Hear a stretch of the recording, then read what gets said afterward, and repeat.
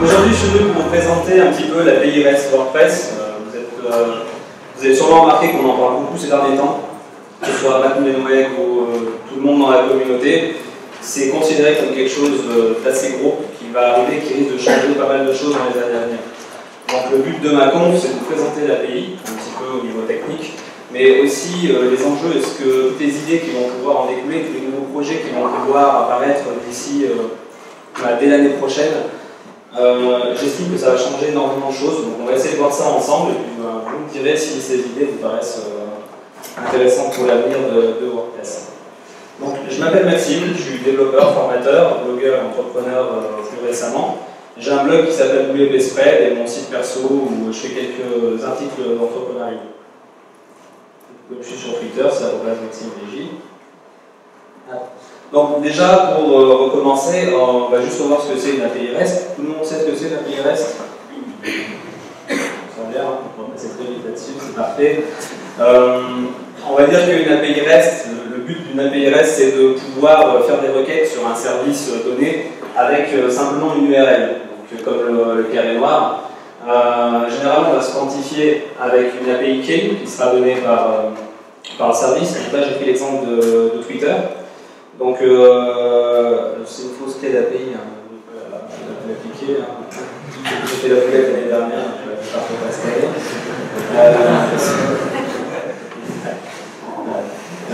Donc, la requête HTTP, ça peut être un get, un put ou un delete. Donc, on peut écrire, récupérer de l'information ou la supprimer.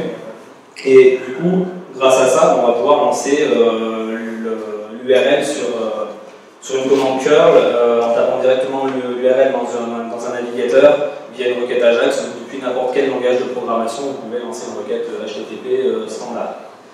Du coup, ça se traduit par un résultat qui arrivera en JSON, JavaScript Object Notation.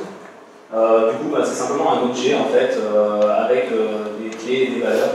Et ça, après, on en fait ce qu'on en veut. Donc le but, c'est que ce soit ultra simple à échanger des données. Et du coup, depuis n'importe quelle application que vous faites, vous pouvez récupérer n'importe quel type de données et les traiter comme vous voulez. Un petit peu d'histoire très rapidement sur l'API WordPress. Ça a commencé en 2013 au Google Summer of Code. Et c'est Ryan McHugh, un des développeurs core de WordPress, qui s'est dit tiens, je vais développer un plugin qui va faire une API REST, parce que c'était la grande période de la mode des API.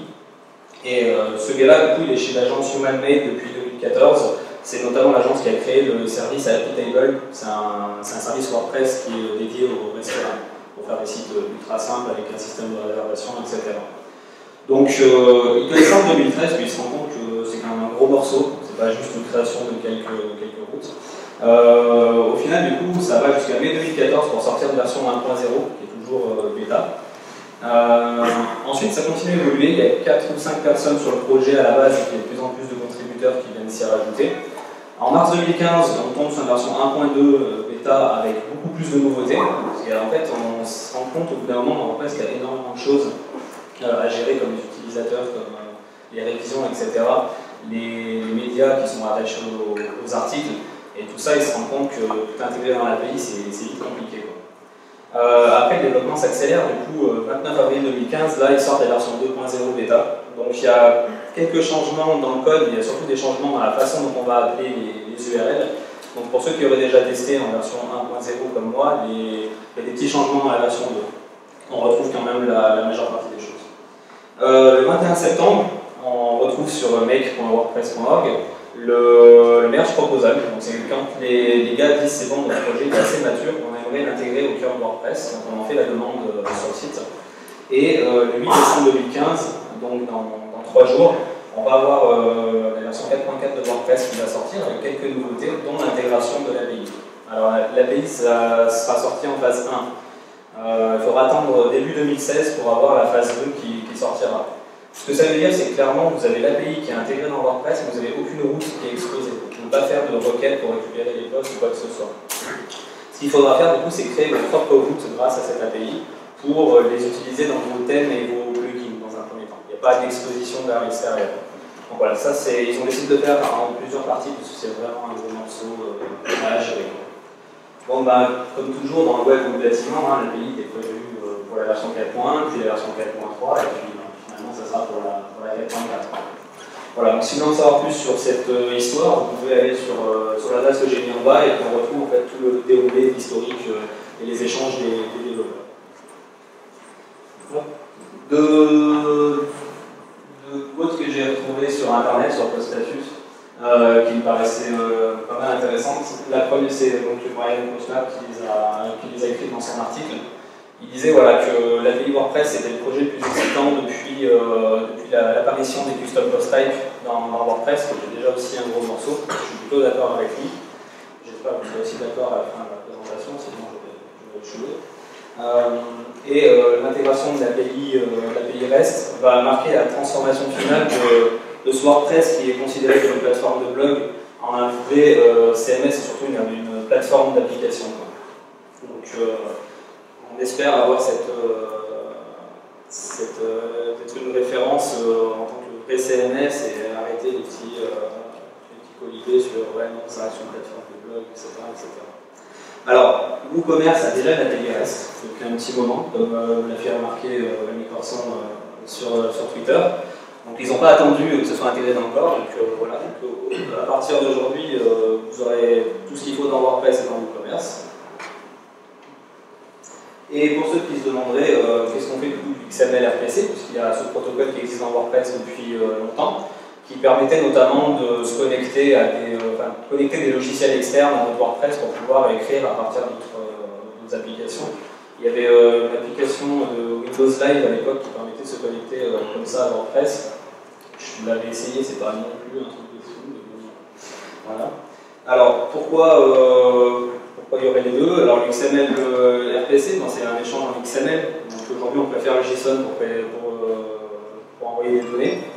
Le XML RPC dans WordPress n'est pas aussi développé que l'API, c'est-à-dire qu'on ne peut pas faire autant de choses. Donc là on a vraiment de nouvelles possibilités. Et il y a quelques personnes qui s'avouent frileuses par rapport au XML RPC parce qu'il y a eu des failles de sécurité, pas des failles de sécurité, sinon je peux comprendre, mais il y a eu des attaques brute force en 2014 notamment, et le XML RPC permettait de balancer plus facilement des brute force. C'est pas une faille en soi, mais du coup, voilà, si on simplifie le travail d'un hacker, c'est pas top. Donc, avant de s'attaquer à la partie technique, j'ai listé quelques idées sur comment, selon moi, l'API WordPress, l'API REST WordPress va changer notre écosystème dans les années à venir.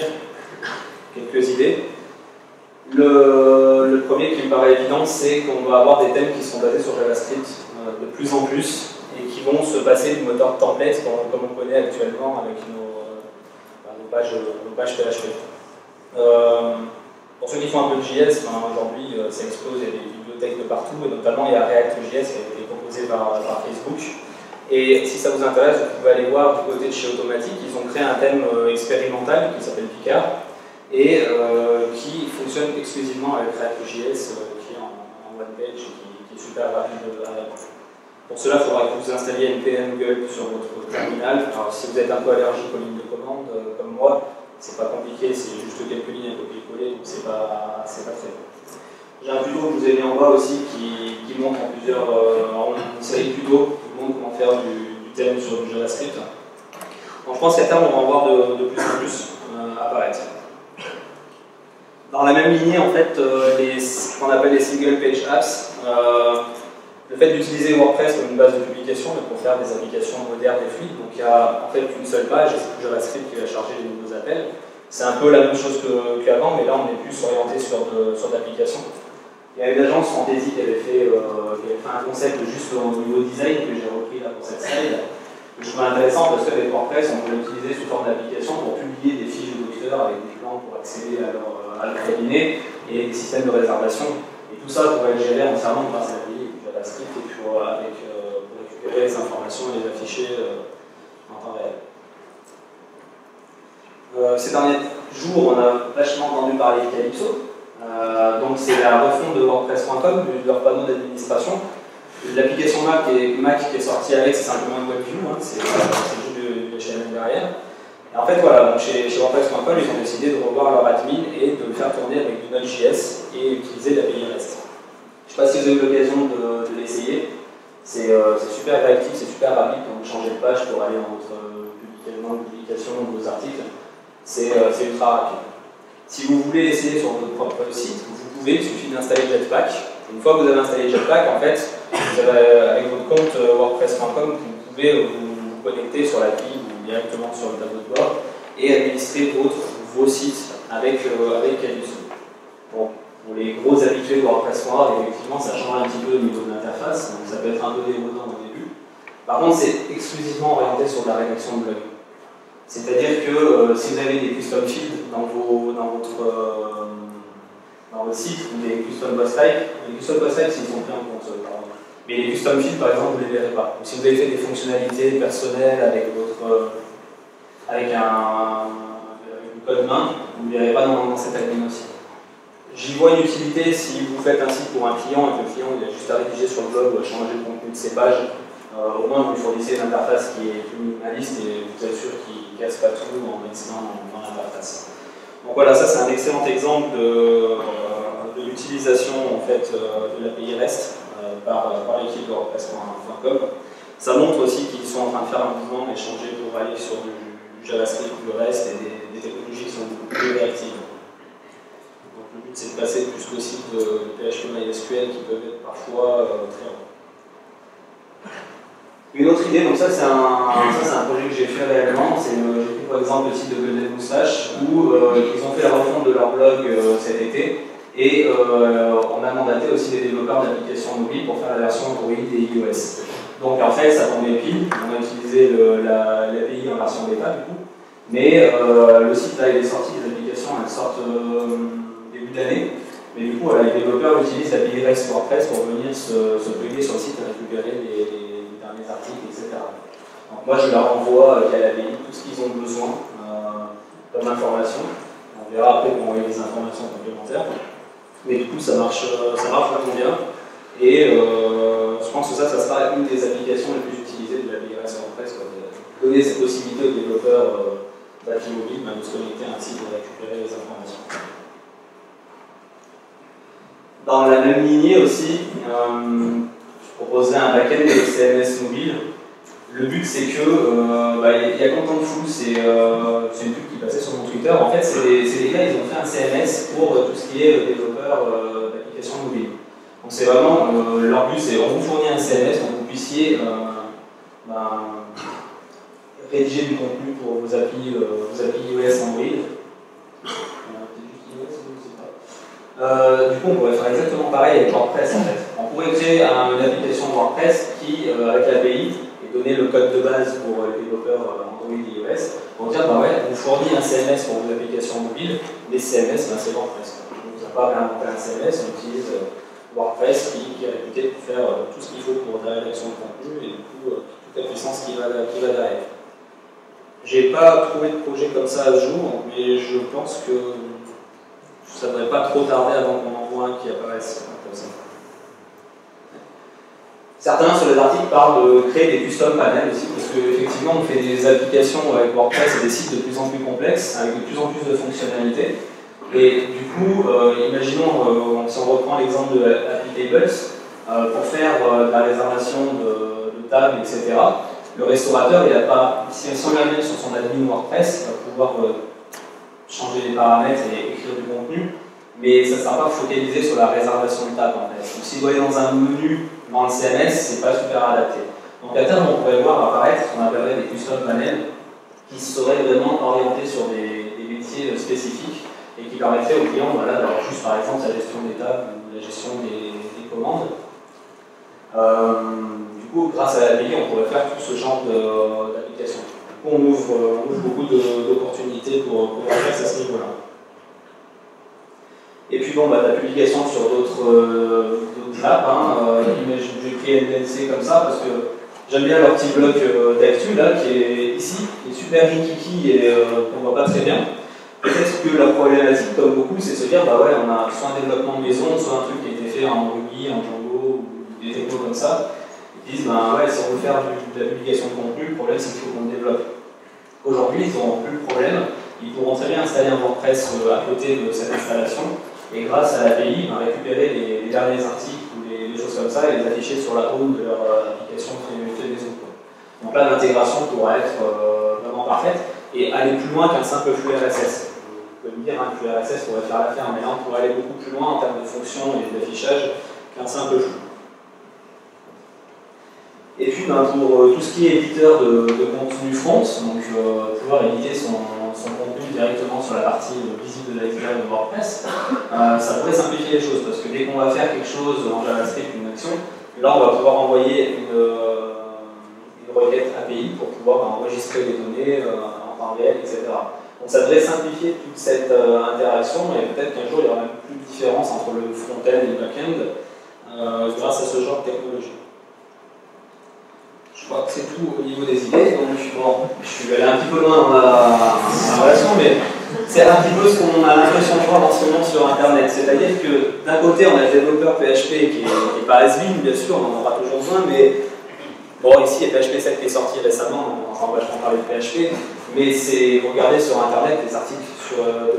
Moi, la veille que je fais, on va dire, c'est 4-5 dernières années, peut-être même un peu plus, on parle que de JavaScript, quoi.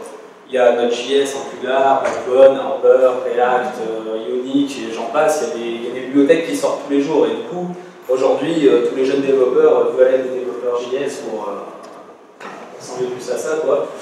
Je ne vous garantis pas que vous finissiez avec les abdos, hein, c'est pas contractuel, hein, mais voilà. Donc, effectivement, que ce soit dans la communauté WordPress, Mathieu Menway, il le disait il y a quelques années au WordCamp Europe, on a du mal à attirer les développeurs JS. Parce qu'on reste vachement sur du PHP MySQL, on a vachement du mal à les attirer. Et aujourd'hui, ils y arrivent déjà un peu plus. Et puis, Matt disait qu'il avait un petit peu du mal à passer à appréhender le JS. Quand on développe du PHP depuis des années, passer sur nos technos, c'est toujours compliqué, quoi. Mais au final, c'est moins compliqué que ça en a l'air. Et puis, moi, ce que je vous conseillerais, c'est que même si vous êtes développeur PHP et que vous ne faites pas beaucoup de JS, comme moi à la base, s'y mettre un petit peu, regardez ces bibliothèques, elles sont là en fait pour simplifier la vie, pas pour la complexifier. J'ai notamment développé une application récemment avec Meteor.js, qui est un super framework JavaScript. Et c'était vraiment simple, quoi. J'ai passé moins de temps qu'en PHP. Donc voilà, je pense qu'il y aura une réunion de développeurs PHP et JS pour faire des choses qui soient beaucoup plus light et beaucoup plus réactives. Donc, pour rentrer dans le vif du sujet, quand même, l'API REST WordPress, comment elle marche? Pour l'installation, déjà, comme je vous ai dit, là, la 4.4 elle sort la semaine prochaine. Le problème, c'est que l'API elle ne sera pas exposée. Donc, vous ne pourrez pas avoir accès aux routes. Donc, si vous voulez la tester comme elle sera dans sa version définitive, ce qu'il faudra faire, c'est installer le plugin. Donc, vous allez sur le répertoire des extensions WordPress, vous la téléchargez. Une fois que vous l'avez activée, je vous conseille de rafraîchir les permanents. Dans certains cas de figure, ça ne marche pas sinon. Et accessoirement, vous pouvez installer l'extension Pretty.json pour Chrome ou Firefox qui va vous permettre d'afficher les résultats de l'API de manière beaucoup plus lisible qu'un simple bloc de texte sans espace.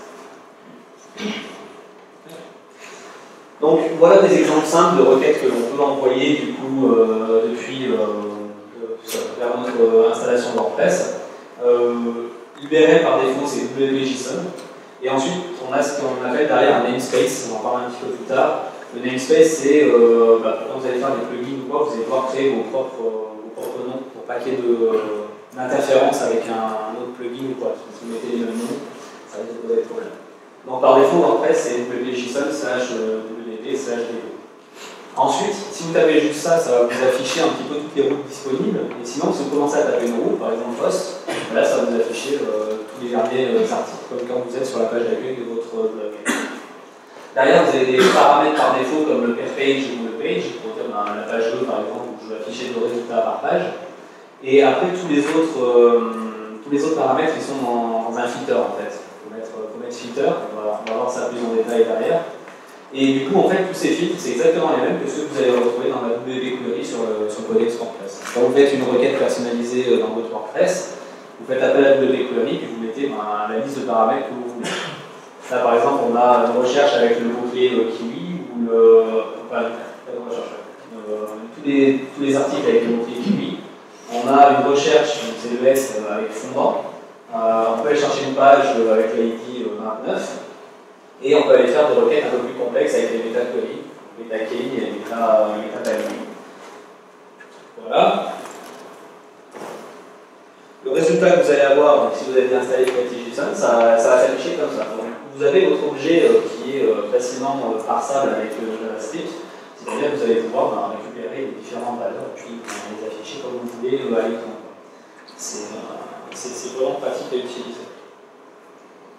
On va faire une petite démo. Donc, j'ai fait un site tout simple. Voilà, j'ai créé le thème 2015, j'ai fait de... C'est peut-être pas une bonne idée de faire des articles de bouffe à 10h du matin. Pas penser sur le coup. Bon, voilà, bon, c'est un blog tout ce qui est plus simple, avec des articles et des informations. On a des infos, chaque article a des mots-clés et des catégories. Et puis j'ai fait une page mention légale que j'ai copiée en toute illégalité sur un autre site. Il sera pas publié, donc c'est pas un souci. Voilà, toutes ces infos. J'ai fait aussi une API Debug Room où je me suis amusé justement à préparer les routes que je vous ai montrées tout à l'heure. Comme ça, j'ai plus qu'à cliquer pour les lancer et avoir le résultat qui s'affiche en bas. Sinon, rien n'empêche de prendre un nouvel onglet, de marquer votre requête ici, puis vous allez voir le résultat qui s'affiche ici. Donc ici, par défaut, si je prends post, il va aller me chercher les 4 derniers articles. Donc les 4 derniers articles, si je reviens sur l'accueil, par le même ordre, là, ça va être d'abord la tartiflette.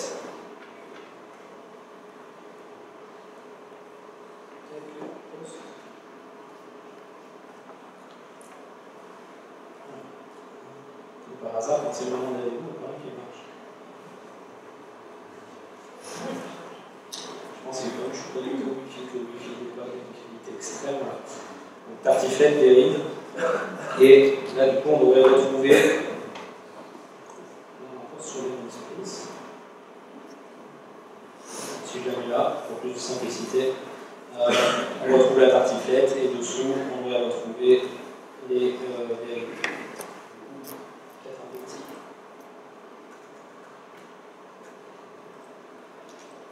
Voilà, donc là, vous avez vraiment toutes les informations que vous retrouverez dans une BigQuery standard. Donc c'est vrai qu'on peut aller vachement plus loin et faire un pair page de seulement 2 articles et commencer à la page 2. Donc là, normalement, je ne vais pas me retrouver avec la tartiflette et la dérive, je vais me retrouver avec le burger avocat bacon et le fondant de chocolat. Okay. Dans les autres presets qui sont pas mal, c'est que si jamais on veut faire voilà, la page 29, c'est ma page mention légale, avec les informations. Et hop, ici pareil. Là, si je fais un filter, mais en fait j'ai rajouté un custom feed que j'avais featured et que j'ai passé à 1. Donc là, j'ai récupéré seulement les articles où j'ai mis cette valeur et ce champ additionnel. Et j'ai mis normalement que sur le fond, sur le burger avocat bacon. Normalement, j'ai qu'un seul résultat, effectivement. Donc voilà. Donc voilà, le principe en fait, il est aussi simple que ça. Et du coup, ça vous donne des grandes possibilités. Vous allez pouvoir récupérer la liste des auteurs, vous allez pouvoir récupérer la liste des posts, des pages, tout ce que vous pouvez récupérer dans un WordPress normal.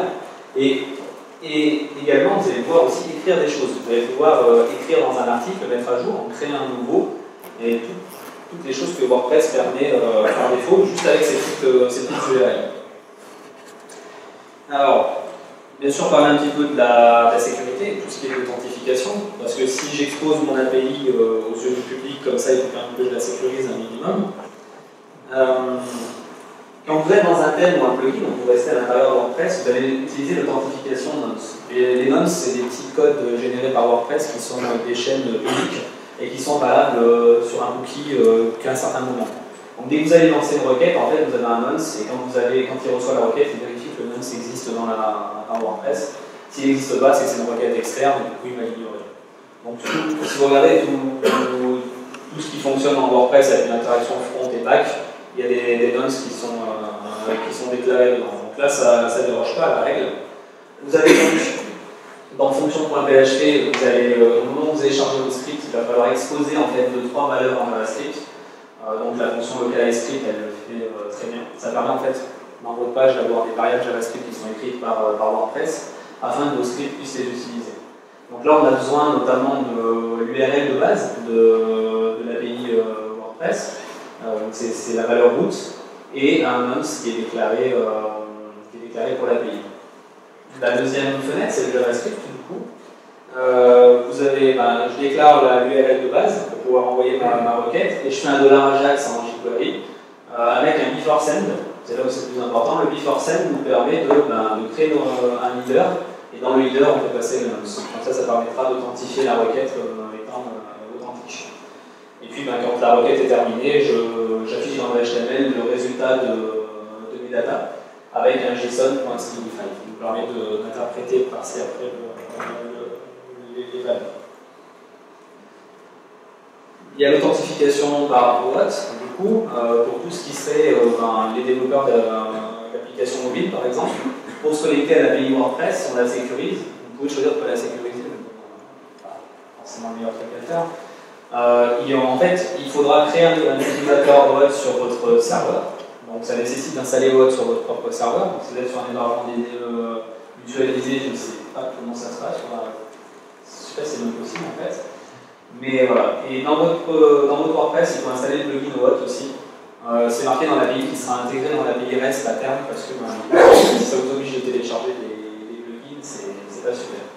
Donc une fois que vous avez créé votre utilisateur avec une clé privée, il pourra se connecter en fait par cette authentification OAuth. Et du coup, une fois que le tunnel est sécurisé, vous pouvez utiliser les infos de l'API.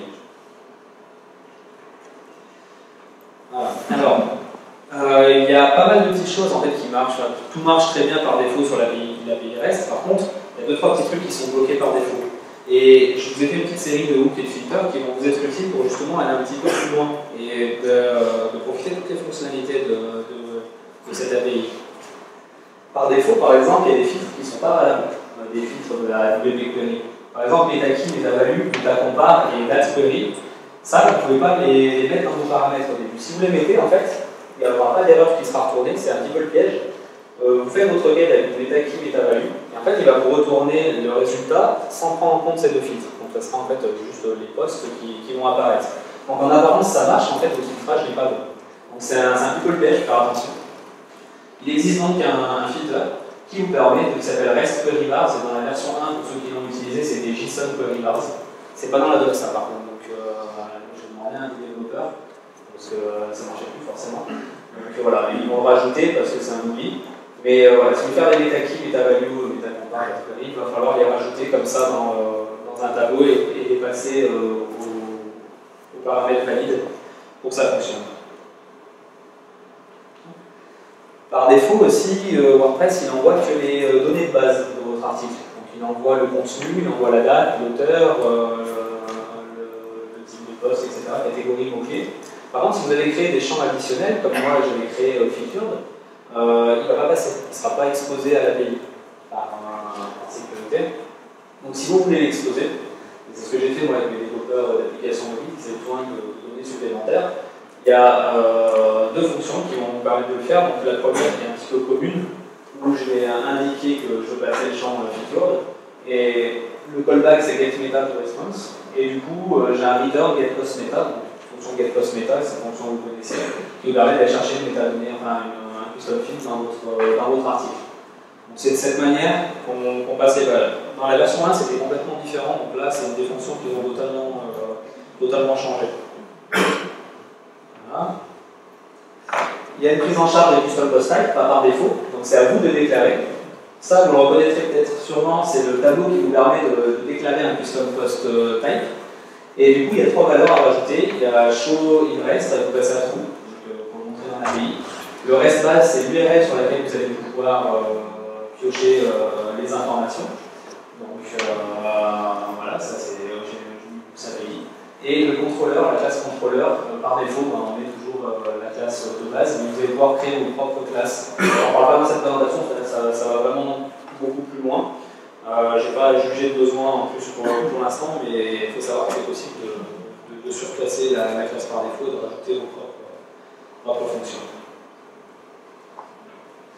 Et puis vous allez pouvoir donc rajouter vos propres routes pour exposer des données en particulier. Donc ça, c'est ce qu'il faut faire dans la version 4.4 de WordPress, parce que par défaut, il n'y a aucune route qui est exposée, aucune URL qui est disponible. Donc, grâce à ce petit bout de code, vous allez pouvoir créer vos propres récupérations de données dans votre base et puis les cibler sur une URL en particulier.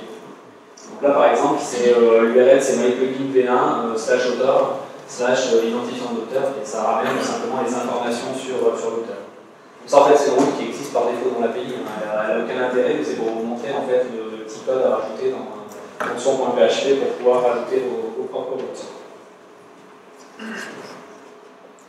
Les namespaces que j'ai abordés tout à l'heure, c'est vous qui pouvez les déclarer dans vos plugins ou vos thèmes. Là, par exemple, il y a myplugin v1 et myplugin v2. Ça permet, comme je vous disais tout à l'heure, de créer vos propres routes et qu'elles n'aient pas de conflit avec des routes qui ont été créées par d'autres plugins ou d'autres thèmes dans votre installation de WordPress. Et donc, c'est le nom de votre programme à vous, donc myplugin, et le numéro de version. Parce que souvent, dans les API, au fur et à mesure du temps, vous allez changer la façon dont c'est appelé, par exemple. Ça a été le cas de Facebook, qui ont changé d'API plusieurs fois. Tous les grands services ont changé de fonctionnement d'API à plusieurs reprises dans le temps. Donc, ils ont aussi des numéros de version. Donc ça, voilà, il faut garder une certaine rétrocompatibilité à quiconque se connecterait. Il faut penser qu'une API, du coup, c'est beaucoup de gens en externe qui vont se connecter à votre site ou quoi. Et du coup, il faut, si du jour au lendemain, vous leur coupez l'accès à leur fonction, vous risquez de faire casser des applications. Donc voilà. Un petit problème que j'ai pu résoudre, c'est pas un problème de l'API WordPress, c'est un problème de WordPress en lui-même. Mais comme on n'utilise pas WordPress, un site web sur un navigateur de la même façon dont on navigue sur un mobile, c'est pas vraiment un problème sur WordPress. C'en est un quand on est sur mobile avec du temps réel. Je m'explique. Imaginons qu'on ait une application un peu du type 9gag, vous allez avoir des posts qui sont publiés les uns après les autres, et que vous consultez 2 ou 3 fois dans la journée quand vous avez 5 minutes devant vous. Vous affichez les 3 derniers articles par défaut, donc imaginons que ce soit l'identifiant 6, 5 et 4, tout va bien. Je vais faire autre chose, je reviens 2 heures plus tard, et je scroll. À ce moment-là, l'API va chercher les articles à la suite. Ce que je vais attendre par défaut, c'est la suite, donc l'identifiant 3, 2, 1. Par contre, entre-temps, les rédacteurs du site ont rajouté des nouveaux posts. Donc là, j'ai mis, par exemple, on rajoute l'identifiant 7. Ce qui va se passer quand on va appeler la page numéro 2, c'est qu'il va chercher les 3 prochains articles en sautant les 3 premiers. Les 3 premiers, c'est plus 6, 5, 4, c'est 7, 6, 5. Donc, qu'est-ce qui va se passer? C'est que vous, quand vous allez scroller, vous allez revoir l'identifiant numéro 4 une deuxième fois. Donc, ça fera 6, 5, 4, 4, 3, 2. Au lieu de 6, 5, 4, 3, 2, 1. Et du coup, voilà, ça fait un petit peu affichage de mots. Effectivement, ça, c'est un problème que va remonter le développeur d'applications mobiles très rapidement. Il dit, ouais, mais attends, là, je viens de scroller, j'ai un mouvement, parce que moi, je venais d'ajouter un article là-dedans. Et ouais, effectivement, ça, vous le faites dans WordPress, c'est pareil. C'est-à-dire que vous affichez la page 1, vous allez dans l'admin, vous créez un nouvel article, vous affichez la page 2, il y aura un décalage. Mais comme vous êtes sur des pages différentes, c'est pas très grave. Là, quand c'est destiné à être en live et affiché à la suite les uns les autres, on voit tout de suite le doublon et c'est moins terrible. Alors, il y a une solution simple. J'ai pu voir Ryan Lycus justement au WordCamp Europe, là, à CI cette année. Je lui ai fait part du problème, il me disait ouais, moi j'y ai pensé aussi, et effectivement j'en ai parlé aux autres, mais ça semblait pas être un problème insurmontable. On n'a pas fait quoi que ce soit dans l'API pour le régler en natif en fait. C'est que ça change le fonctionnement de base de WordPress, mais il aurait fait comme je lui ai proposé cette solution, il m'a dit ouais, j'aurais fait comme ça aussi. C'est-à-dire que vous allez faire une première requête, vous allez récupérer les derniers articles avec wp-v2/host, pour récupérer vos 3 derniers articles. Et vous prenez le premier des articles et vous récupérez sa date de publication en fait. Et du coup, dans les prochaines requêtes, vous allez rajouter évidemment le page égale 2, 3, 4, 5, 6, etc. Et vous allez rajouter dans le filter le date query before. Alors vous remarquez tout ce qui sera des meta query, des date query, quand vous êtes en PHP dans WordPress, d'après le codex, c'est un array, c'est un tableau dans un tableau en fait. Vous avez date query avec un tableau avec dedans, etc. Là, dans l'API, c'est pas super joli, mais c'est affiché comme ça. C'est un premier tableau dans les appelages et un deuxième avec le before. Ça marche que si ce que j'ai fait tout à l'heure va être activé dans fonction.php, le fait qu'on puisse faire une query sur le date query. Et là, du coup, vous mettez before et la date de publication de cet article. C'est-à-dire qu'il va aller chercher que les articles qui sont antérieurs au premier article que vous avez trouvé. Comme ça, si on en trouve d'autres plus récents, il va les ignorer en fait dans la requête. Et là, vous aurez bien votre listing qui va fonctionner. Après, si l'internaute veut aller afficher les articles plus récents, vous pouvez poser un bouton voir une nouveauté ou retour en haut. Et là, on repartira à zéro avec une requête normale. Ça, voilà, ça peut paraître rien, mais c'est quand même un gros morceau parce que les API sont faites pour être vachement plus dynamiques à l'utilisation de JavaScript et tout qu'un site normal. Donc vous pourriez avoir le problème qui se pose à vous. Ouais. Donc si vous voulez, tout à l'heure je ferai des moments dans la coding room si vous avez des questions par rapport à voir des démos sur l'API ou aller un petit peu plus en profondeur. Si ça vous intéresse qu'on discute d'un projet ou deux à travailler comme ça pour le fun avec l'API. Parmi les 7 grosses idées, j'aime bien l'idée de Contentful, hein, c'est un backend de CMS. Si ça vous intéresser, on peut en discuter, ça pourrait être intéressant. Je vous ai mis tout un tas de ressources utiles, que ce soit des conférences, des tutos, des articles ou tout ce qu'il faut connaître sur l'API WordPress. Et puis, je crois que c'est tout. Je vous remercie.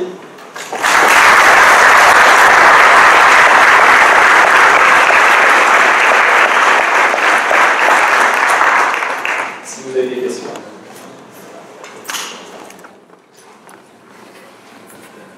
Merci pour cette présentation. Juste, nous, on utilisait un JSON API pendant longtemps, on a monté des API avec. Et c'est un peu le même système, on galère un peu plus parce que pour les requêtes, mais c'est quoi le rapport en fait? C'est pareil. Il y a un autre plugin qui traite sur le repo, qui s'appelle JSON API, c'est un projet indépendant en fait. Du coup, il a été un peu éclipsé quand Ryan McHugh et son équipe, parce que comme les développeurs Corf, quand ils se sont mis à vraiment bosser là-dessus, l'autre projet était un peu éclipsé. Mais c'est vrai que je crois qu'il est antérieur au projet de Ryan. Et du coup, oui, de toute façon, le principe d'une API, c'est la même. Les deux plugins se ressemblent énormément, mais c'est celui que je vous ai présenté qui va devenir l'intégration du code. Ouais. Voilà. C'est vrai que du coup, elle a mis longtemps à arriver cette API. Il y a des projets comme WP AppKit qui a besoin de communiquer sous forme d'API. Benjamin Lucu dans l'assistance qui pourra vous en parler plus en détail. Et du coup, eux, ils ont eu le souci en 2013 de se dire qu'il n'y a pas d'API qui est encore disponible. Donc, ils ont fait carrément leur route à la main aussi. Ouais, JSON API, ouais, voilà. Il tourne, il fonctionne. Voilà, après, ça peut inspirer un petit peu, mais ouais, il n'y avait pas. Donc à l'avenir, c'est bon, on a une façon officielle, documentée et maintenue de faire l'API proprement.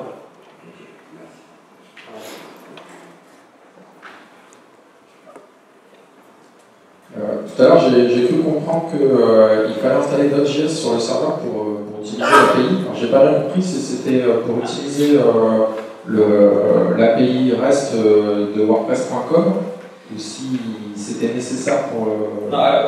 Il y a deux trucs. Attends, je reviens sur. Là, quand je parlais de Node.js, c'était pour Calypso. Donc c'est vraiment WordPress.com qui est fait en Node.js. Donc de ce côté-là, tu n'as pas besoin d'installer quoi que ce soit parce que c'est juste leur interface. Ce que tu as besoin d'installer, c'est quand tu utilises le thème expérimental automatique, il faut que tu installes npm et gulp. C'est tout. Parce que c'est gulp qui va auto-compiler les JavaScript et les CSS pour les compiler. Et du coup, c'est juste que tu as besoin de ces petites bibliothèques pour compiler ça. Mais sinon, c'est pas sur Node.js, à aucun moment, tu en as besoin en fait. C'est que automatique, quand ils ont fait WordPress.com, ils se sont dit il nous faut un serveur qui fasse tourner du JS derrière pour toutes les interactions. Et là, ils ont besoin de JS. Pourquoi en installation WordPress, ils ne pourraient pas en avoir besoin.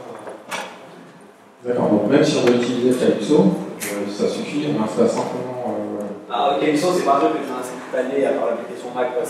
En gros, tu installes Jetpack sur ton site et l'API va aller communiquer avec WordPress.com pour lui envoyer les informations. Et du coup, WordPress.com devient en fait un super tableau d'admin où tu gères tous tes sites. C'est géré de leur côté au niveau technologique. C'est juste l'API qui fait l'interaction entre les deux.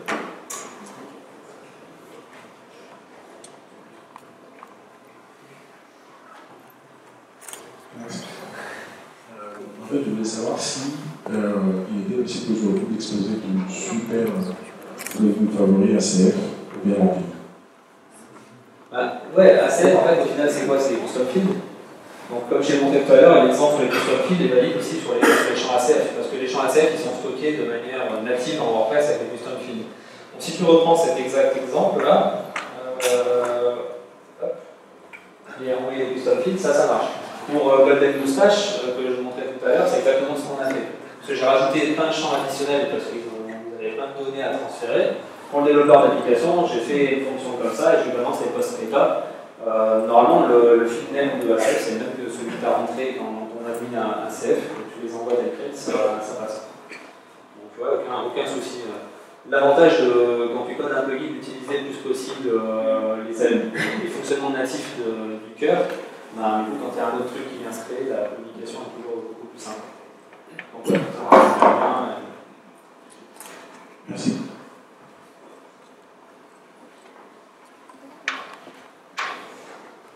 Merci pour cette présentation déjà, c'est très intéressant. Moi j'avais une petite question qui est peut-être un peu en dehors de la filigresse en elle-même. On a beaucoup parlé de JS, du développement qui se fait de plus en plus en JS, a priori beaucoup sur le client, mais avec Node.js aussi sur les serveurs. Et donc utiliser WordPress d'un côté pour tout ce qui est le back-end et front-end mis en JS, etc. Et moi je me pose beaucoup de questions sur quid de l'accessibilité. Alors, c'est vrai que c'est vraiment une question, on va dire, pure JavaScript. Les développeurs JS, ils savaient très bien qu'en créant toutes ces nouvelles technos, ils ne pouvaient pas passer au travers de l'accessibilité. Donc toutes ces technos, que ce soit React, même Meteor.js, comme je parlais tout à l'heure, ont fait en sorte que ça reste accessible. Donc au niveau des URL, il y a quand même une pagination, c'est-à-dire que dès qu'une met à jour une donnée, ça met à jour le hash dans l'URL, donc si tu copies-colles tel quel, une autre personne arrivera exactement à la même ressource. Toutes les règles qui existaient pour le web, on va dire statique, existent encore en JavaScript. Donc nous, en utilisant ces technos-là comme React ou quoi, on reste quand même dans les clous, il n'y aura pas de souci. C'est comme tout à l'heure, dans la présentation, on parlait de ARP. C'est pareil, il y a aussi un support pour l'accessibilité, même si c'est des pages plus rapides ou quoi. Toutes ces nouvelles technos un peu plus dynamiques, un peu plus optimisées, ne prennent en compte sans aucun souci.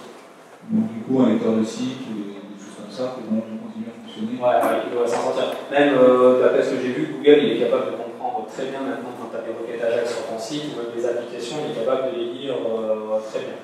C'est toujours pas encore aussi parfait que de lire un site purement statique, mais il arrive à indexer des choses. Il y a eu un débat un jour sur d'avoir des commentaires sur Disqus. Parce que Disqus, il décharge en Ajax et les commentaires sont décentralisés de ton site. Si tu regardes, tu tapes sur ton site et tu tapes un bout du texte dans les commentaires, il sera référencé par Google, puis c'est en Ajax ou quoi. Donc ouais, son Google développe la plupart des nouvelles technos sur Facebook Google, donc ça très bien que derrière, c'est pas compatible avec un moteur. Pas de soucis. Beau-père, je gère ça comment? J'en sais rien, de mon WP Rocket, il faut savoir. Niveau perf, je sais pas comment il le gère, mais en tout cas c'est ultra rapide. C'est-à-dire que quand tu fais une requête, le Golden Moustache c'est 20 000 visiteurs par jour et il publie au moins 15 articles. Quand j'ai fait l'export, je peux vous dire que la base de données 150 mégas en XML, elle n'a pas tenu du coup, et les images à la lune elles sont juste barrées.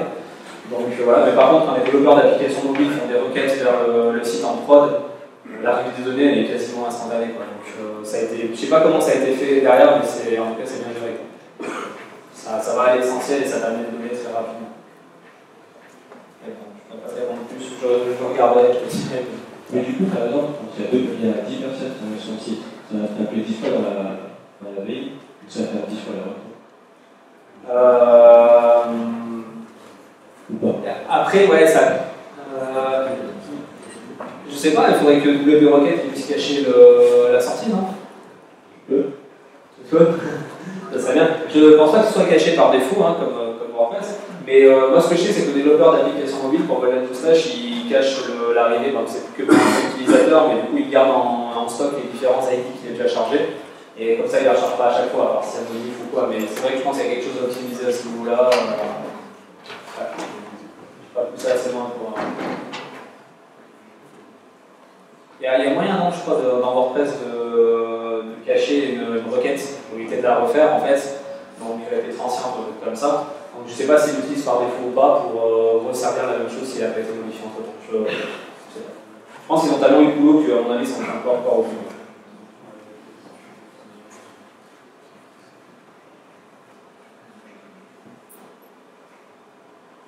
De toute façon, si vous voulez en savoir plus, comme je vous ai dit, n'hésitez pas à venir me voir et puis je vous montre sur mon ordi. Et du coup, merci beaucoup pour votre attention.